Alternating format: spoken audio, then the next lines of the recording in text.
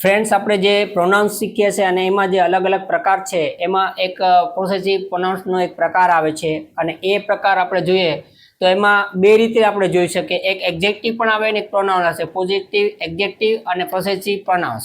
હવે possessive adjective હોય છે એમાં કયા શબ્દો આવી શકે? તો my, your, his, her, our, their એવા શબ્દો આવે. ત્યારે પોઝેસિવ પ્રોનાઉન્સની અંદર માઇન, યોર્સ, હર્સ, ધેર શબ્દ આવે છે.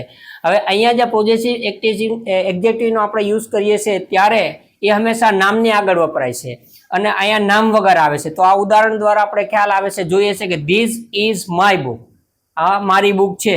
તો અહીંયા બુક શબ્દ છે એની આગળ આ શબ્દ આપણે પોઝેસિવ એડજેક્ટિવ આવેલો છે અને અહીંયા આપણે જોઈએ ધીસ બુક ઇઝ માઇન, તો આ નામ વગર આવે છે. તો મિત્રો આનો ભેદ તમે સમજી લેજો.